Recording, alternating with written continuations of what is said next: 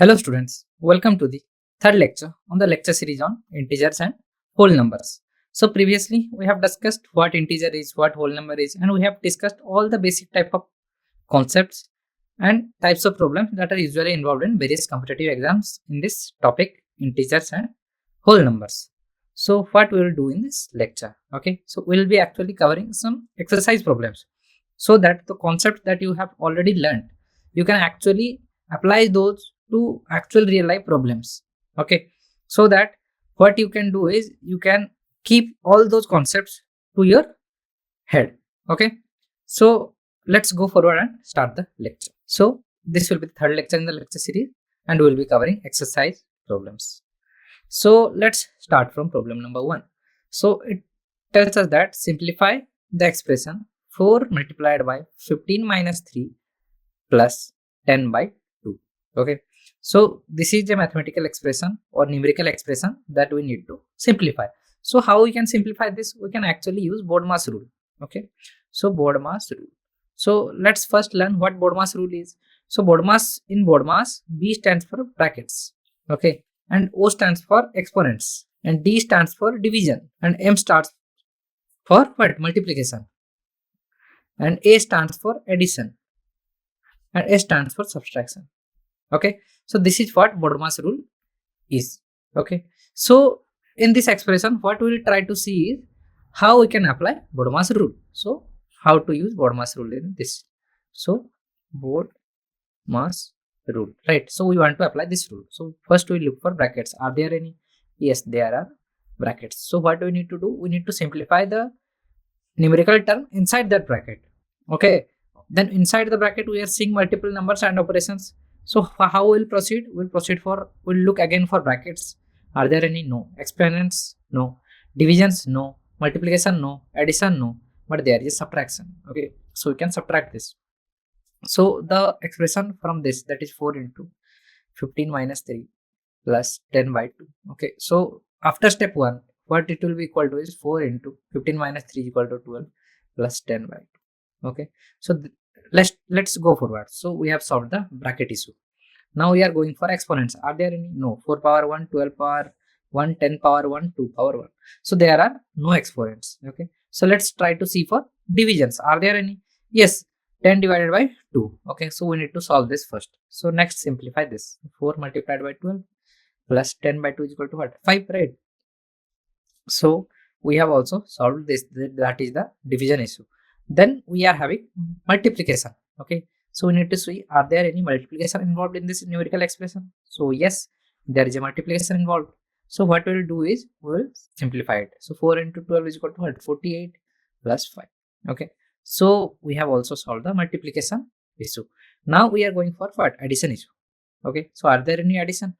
So yes, since there is a addition, so it will be equal to what? 53. Okay, so since after 53 there are no mathematical operations left, so we'll pause it right here. That is in the BODMAS at addition. Okay, so the answer will be 53. Okay, so let's go forward and see the step-by-step solution. So step 1 is to what? Solve for the bracket using from BODMAS rule, right? From BODMAS rule, we go for bracket first. Okay, so then what we do? We multiply it by 12 and then what? So the remaining 15 minus 3 comes to 12, right? So solve for the fraction part and multiplication part. So first fraction part, because for BODMAS after exponent, since there are none, we go for division, right? So that's why we are solving for the fraction part, that is 10 by 2 is equal to what? 5, right? So then what we do? We go for the multiplication part, because after division there is the multiplication that needs to be simplified, and then we go for addition, as 48 plus 5 is equal to 53. So since we have evaluated here and we have gone for a step-by-step solution here, as you can see, both the solutions are same because the methods are all correct, just the approaches are different. Okay, so in both approaches actually BODMAS rule is applied. Okay, so let's go forward and see problem number 2. So solve for x when x is given in this equation, mathematical expression or equation. So it is what? X plus 5 is equal to 70. So how you will go forward and solve this? So there is a quantity in the left hand side which is added to 5 and what it returns is 70. So what we can do? We can subtract in both the sides. So x plus 5 minus 5. is equal to what? 17 minus 5. We can write this. So now applying Budma's rule in the left and right, what we are left with is this imply that x plus 0 is equal to what? 17 minus 5 is equal to what? It is 12, right? So this implies that x is equal to 12. Okay. So for this question, the answer will be x is equal to 12. So let's go forward and see the step-by-step solution. So subtract 5 from both the sides. So subtracting 5 from here and 5 from here. So what we are left with is x plus 0 is equal to 17 minus 5. That is equal to 12, right? So this implies that x is equal to 12. So let's go forward with problem number 3. So solve for z when the given mathematical equation is what? 3z plus 7 is equal to 22 minus 5z. Okay. So what we need to do? Okay. So first we need to do what? We need to keep all the unknown variables to one side of the equation. Okay. So let's try to take the unknown variable to the left hand side. Okay. That is the standard form. So you can do it. Or else you can also take what? The unknowns to the right hand side. There is no problem. But just for what?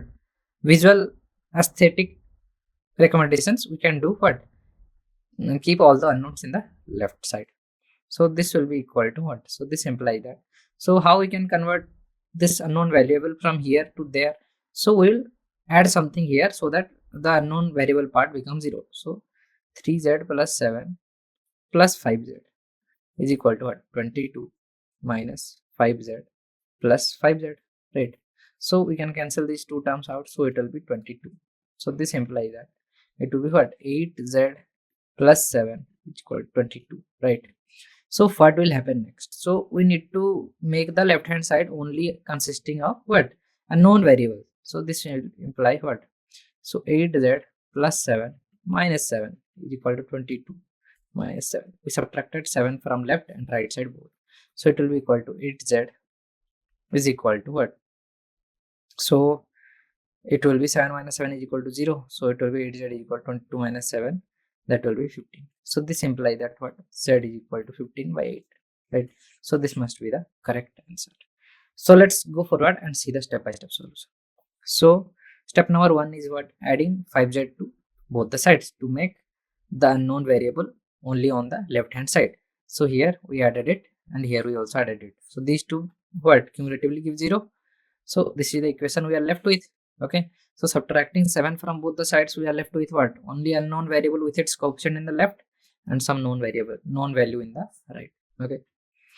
So now divide 8 by both sides and it will be giving us what? Z is equal to 15 by 8. So this will be the correct answer in this case. Let's go forward with problem number 4. So if the sum of 3 consecutive even numbers or integers is what? 114, then what is the largest of these integers? Okay. So let the first integer is what? Z. Okay. So let the first integer is what? Z. And it is actually positive. Okay. Actually, it need not be positive. Okay. Let the 3 integers be what? 2z, where z is some natural number. And the next integer will be what? 2z plus 2, right? And the next one will be 2z plus 4. That is this much plus 2. So this will be equal to what? So let's try to sum these up. So this implies that adding all these stuff, so it will be 6z plus 6 is equal to 114. So this implies that 6z is equal to 114 minus 6. That will be equal to what? 108. So this implies that what? Z will be 108 by 6, right? So this will be equal to 54 by 3. So how it can be converted to a single value? So it is what? 18 into 3 by 3, right? So you can cancel 3 out from numerator and denominator. What we are left with is 18. So the even number will be, so 2z will be what? 18 into 2, right? And 2z plus 2 is equal to, this will be what? 36, right? This will be 36, so this will be 38. And 2z, so 2z plus 4 is equal to what? 2z plus 4 is equal to 40, right? So summing these 3 up, what we are left with is 114. Because 40 plus 30 plus 30, that is 60, is equal to what? 100. And 8 plus 6 is equal to 14. So the cumulative will be what? The cumulative value will be 114. If we add these up. Okay. So the first number is what? 36. The second continuous even number will be 38. and the next one will be 40. Okay, and summing these up, we are left with 114. So let's go forward and see the step-by-step solution. So let's assume the three consecutive even numbers x, x plus 2 and x plus 4, and even integers increase by 2 each time, right? So according to the problem, their sum is what? 114. So x plus 2 plus x plus 4 is equal to what? 114. So combining like terms, 3x plus 6 is equal to 114. So subtracting 6 from each side, 3x is equal to 108. So dividing each side by 3, x is equal to what? 36.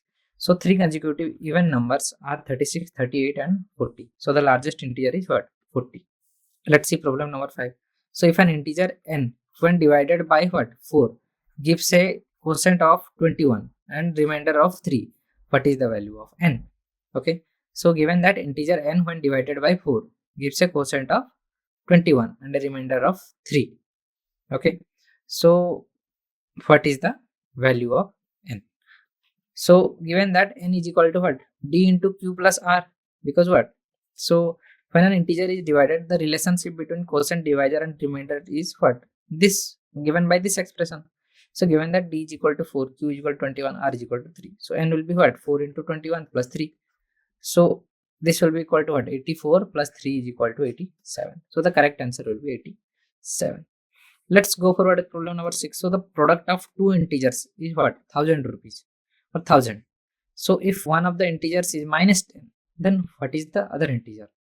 Okay, so what we need to do is, so given that a into b is equal to 1000, so we can guarantee that a is not equal to 0 and b is not equal to 0. So we can directly discard what? A, b are not equal to 0. But given that a is equal to minus 10, that is what given, right? Minus 10. So what will be the value of b?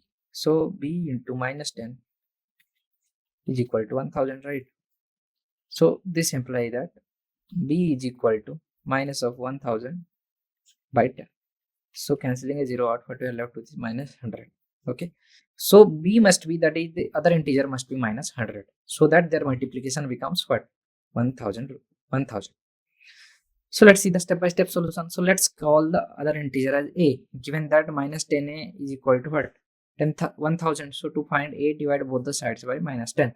So a will be equal to minus 100. Okay, so here another approach is maintained, but they both give the same result. So the other integer is what? Minus 100. So if the average of 5 consecutive odd numbers is what? 25, then what is the difference between the largest and the smallest of these integers? So let's assume the 5 consecutive odd integers as x, x plus 2, x plus 4, x plus 6, x plus 8. Odd integers increase by 2 each time, right? So according to the problem, the average is what? 25. So what? So adding these terms and dividing by this much, it gives us the mean. So that will be 25 by 5. So 5x plus 20 is equal to 125. We have to solve this one. So subtracting 20 from each side, we are left with what? 5x is equal to 105. So dividing by 5, we are left with x is equal to 21. So the 5 consecutive odd numbers integers are 21, 23, 25, 27 and 29. So the difference between the largest and the smallest will be what? 29 minus 21, that will be of 8. Let's go forward with problem number 8. Okay, so a certain integer is squared and then increased by 16 to give a result of 1092. Then what is the integer? Okay, so let the integer be x. So it is squared. So x square and increased by 16. Okay, so given that x square plus 16 is equal to 1092.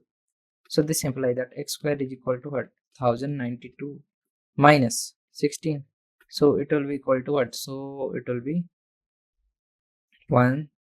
It won't be 1. Yeah, it will be 1076.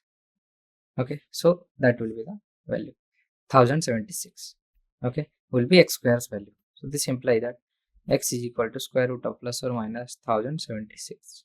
Okay, so c square plus 16 is equal to this much, so c square is equal to this much. So the factors of 1076 are the squares of the integer 484 and 4, because 22 square is equal to 484 and 2 square is equal to 4. So c will be what? 484 is equal to 22, or c will be equal to minus 22. So therefore the integer c could be 22 or minus 22. Okay, so let's see problem number 9. So what comes next in the sequence? 6, 13, 24, 39, 58. and so on.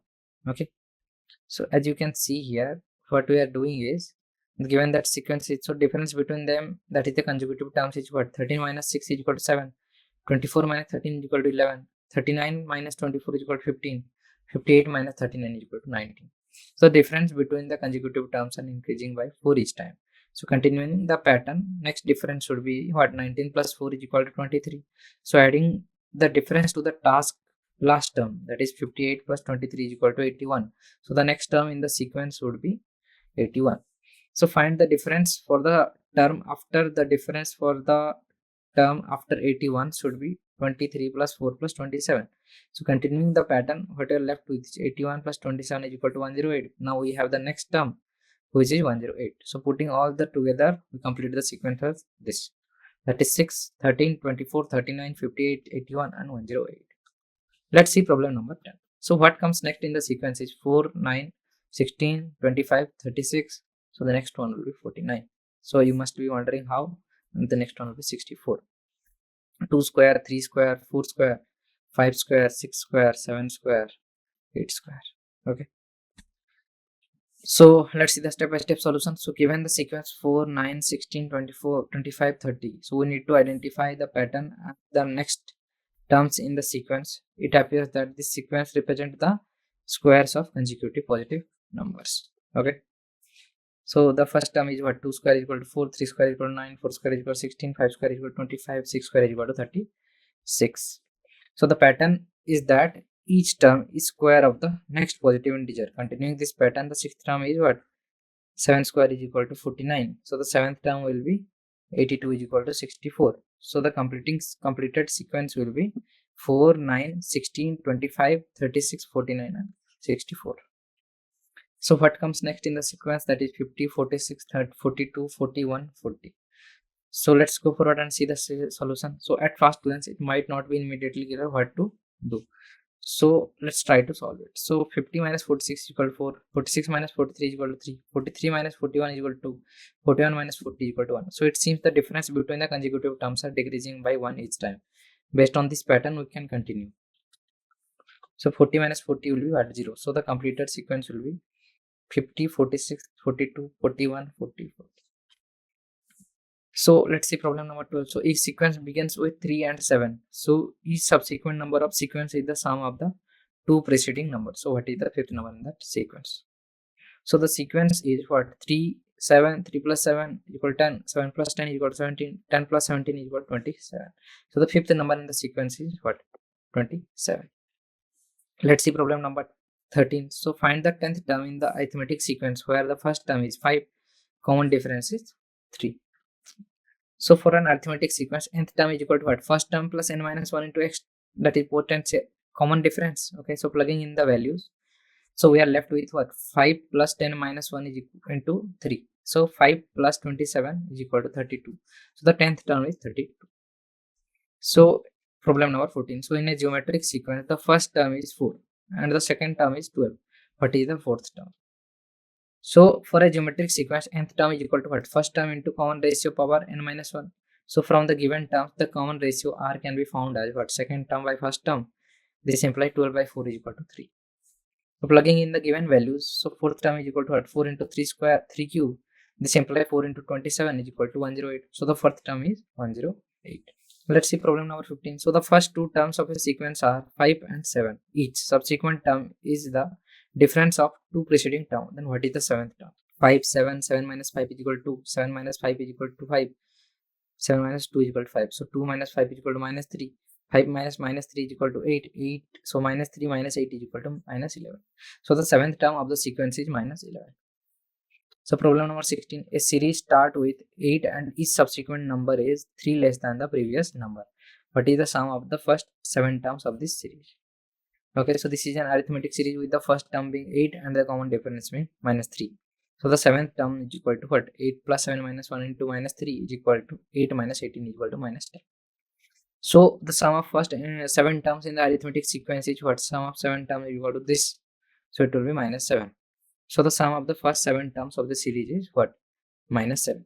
Let's go forward with problem number 17. So is 777 divisible by 4?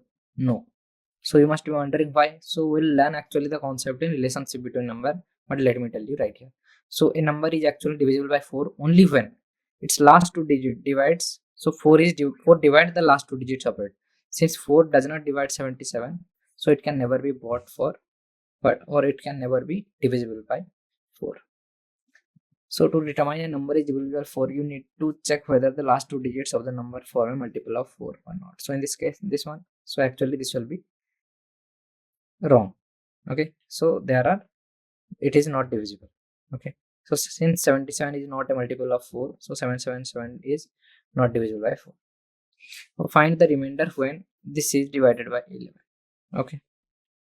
So to find the remainder, this when divided by 11, we can define the divisible rule for what 11. So according to the rule, a number is divisible by 11 if both the difference between the sum and alternating digits of the sum, its remaining digits, is either 0 or a multiple of 11. So let's break down the number 1, 2, 3, 4, 5. So 1 plus 3 plus 5 is equal to 9. 2 plus 4 is equal to 6. So 9 minus 6 is equal to 3. Since 3 is not divisible by 11, this means this is not divided by 11. So is 2, 3, 4, 5 divisible by 3? Okay. So to determine if a number is divisible by 3, you need to check whether the sum of the digits is divisible by 3. So in this case, it is 5 plus 4 is equal to 9 plus 3 is equal to what? 12 plus 2 is equal to 14. So no, in this case, it won't be. So let's apply this rule to the number 2, 3, 4, 5. That is 2, 3, 4, 5 is equal to 14, right? So since 14 is not divisible by 3, it leaves a remainder of 2 when divided by 3. So the number, this is not divisible by 3. Okay. So by doing all this, we have done a variety of problems on integers and whole numbers. So I think it would be enough for you, okay, for today, to complete all these problems again for you. Okay. So thank you.